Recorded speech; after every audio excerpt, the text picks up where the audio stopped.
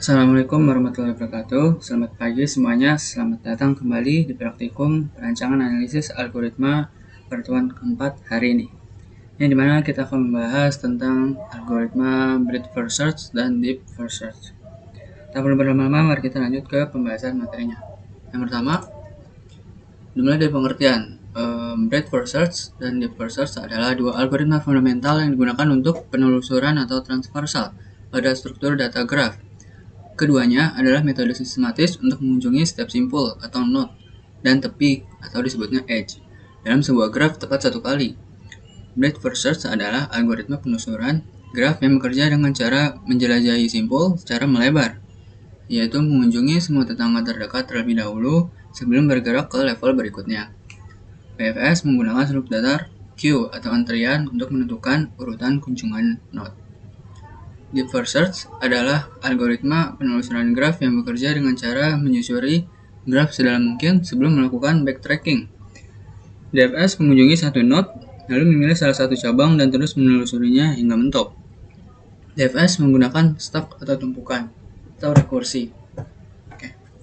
Selanjutnya di sini bisa kita lihat ada sebuah GIF ya dari cara alur kerja dari algoritma DFS dan BFS pada sebuah graf.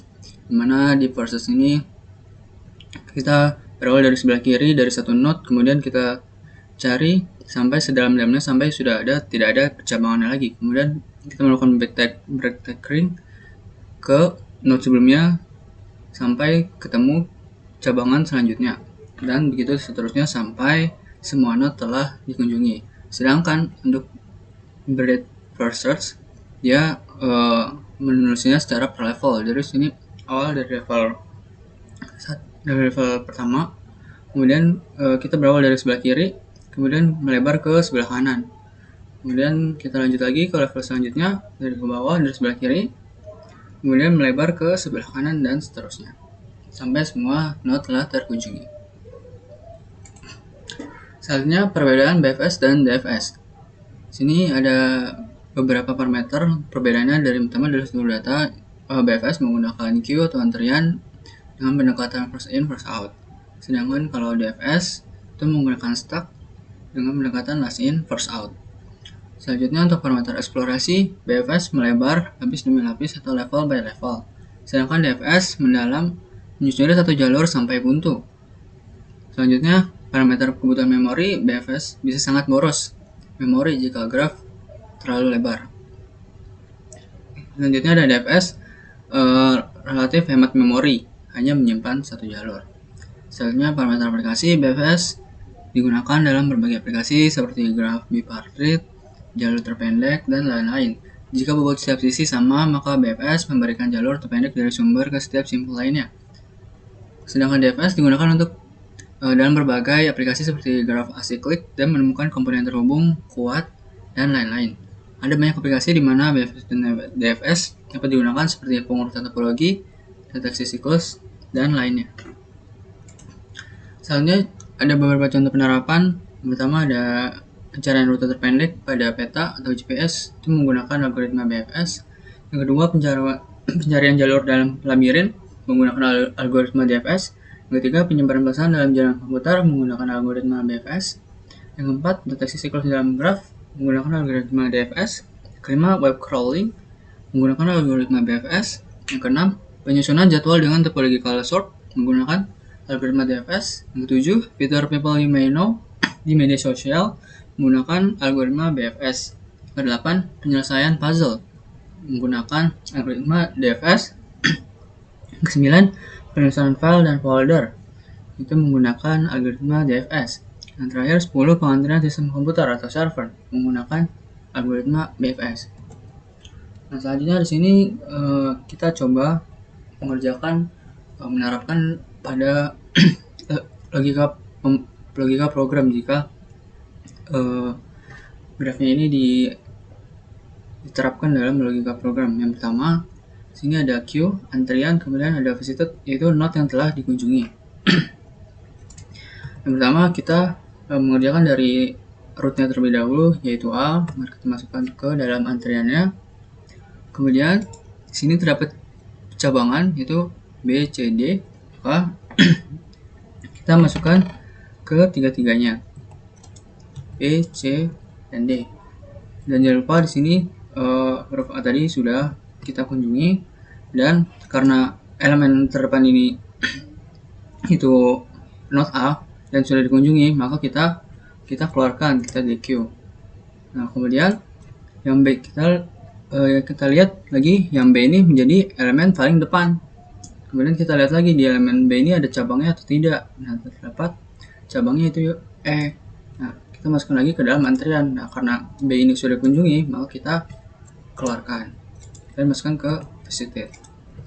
Kemudian lihat lagi elemen terdepan yaitu C. Kita lihat lagi apakah ada percabangan, ternyata ada, yaitu not F. Maka kita masukkan ke dalam antrian. Selanjutnya, karena C sudah dikunjungi, maka ini kita keluarkan, kita DQ, masukkan ke dalam visited. Nah, kita lihat lagi elemen paling depan yaitu D. Karena di D tidak ada percabangan atau buntu, maka bisa kita langsung keluarkan, kita DQ. D. Nah, kita lihat lagi elemen paling depan yaitu E.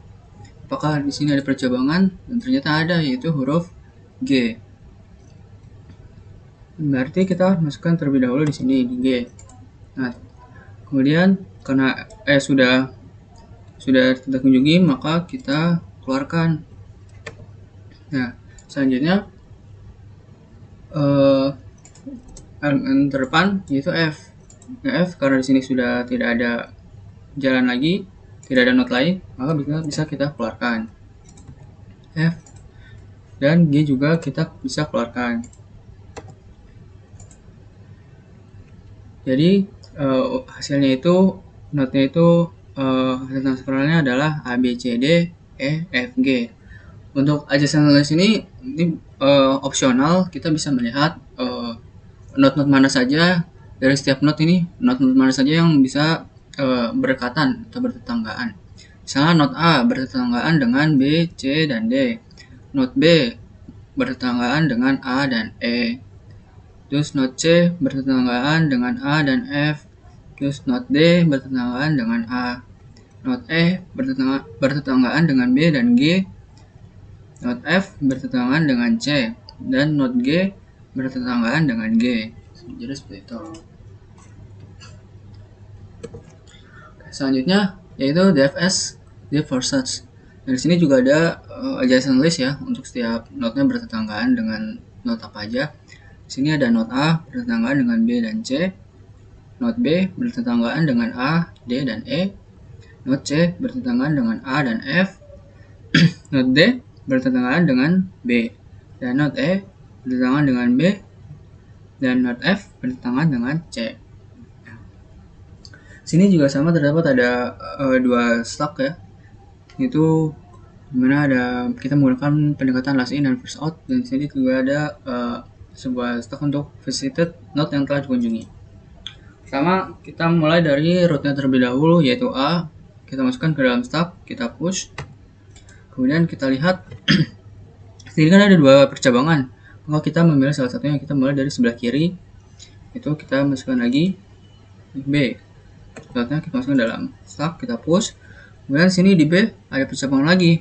Kita menelusuri salah satunya. Kita akan memasuki ke node D. Node D kita push. Kemudian karena di D sini sudah tidak ada, maka ini node D ini kita kembalikan. Kita pop. Oh iya, sebelumnya ini lupa tadi. Ini kan A. Yang not yang sebelumnya sudah dikunjungi, kita masukkan ke dalam sini A, B, dan D. Nah, ini karena B ada percabangan lagi, maka kita di sini dimasukkan E. Dan jangan lupa, karena E sudah kita kunjungi, kita masukkan ke dalam visited. Nah, karena di E sini sudah tidak ada percabangan lagi dan mentok, kita melakukan backtracking, kita balik ke not sebelumnya. Maka ini kita pop not E, maka kita pop.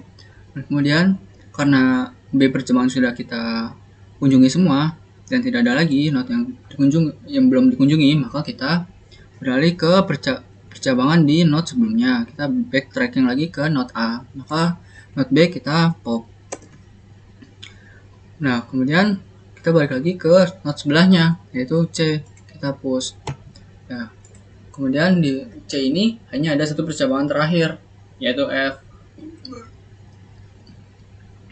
Oh ya, jangan lupa untuk node C yang sudah kita kunjungi dimasukkan ke dalam visited. Nah, node F ini kita masukkan ke dalam stack, kita push. Nah, karena sudah tidak ada lagi yang sudah terkunjungi, maka jangan lupa kita masukkan node F ini ke dalam state. Maka hasilnya adalah sel transversal DFS pada graf ini itu A, B, D, E, C, F. Jadi seperti itu. Ini karena masih ada stack, karena last in first out, karena elemen terakhir kita keluarkan, maka kita bisa mengepopnya satu persatu. Node F kita pop, node C kita pop, dan node A kita pop. Gitu. Selanjutnya kelebihan dan kekurangan. Untuk algoritma BFS, kelebihan menjamin menemukan angka minimum, menemukan rute terpendek pada graf tak berbobot. Sedangkan untuk kekurangannya itu boros memori. Selanjutnya kelebihannya cocok untuk masalah pencarian bertahap, kekurangannya kurang efisien pada graf mendalam. Selanjutnya kelebihannya sistematis dan mudah dipahami, kekurangannya memerlukan struktur data tambahan. Untuk BFS kelebihannya tidak membuat backtracking yang dalam, dan kekurangannya performa kurang yang baik pada graf padat atau Y2P. Terakhir, kelebihannya sangat baik untuk graf yang dangkal, dan kekurangannya tidak fleksibel untuk eksplorasi jalur spesifik. Untuk algoritma DFS, kelebihannya yaitu menggunakan memori lebih sedikit, kekurangannya tidak menjamin jalur terpendek. Selanjutnya, kelebihannya implementasi sederhana menggunakan rekursi, kekurangannya resiko masuk ke loop tak berujung. Selanjutnya, kelebihannya cocok untuk pencarian jalur dalam, kekurangannya kurang efisien pada graf lebar. Selanjutnya, kelebihannya bagus untuk pathfinding atau menemukan satu jalur, kekurangannya backtracking bisa memakan waktu yang lama. Selanjutnya, kelebihannya itu dapat digunakan untuk topological sorting, kekurangannya sulit dikendalikan dalam graf yang besar. Sudah selesai materi untuk hari ini. Semoga mudah dipahami dan bisa dipahami lagi. Misalnya belum paham, bisa diulangi kembali penjelasannya. Terima kasih untuk materi ini. Kurang lebihnya mohon maaf. Wassalamualaikum warahmatullahi wabarakatuh.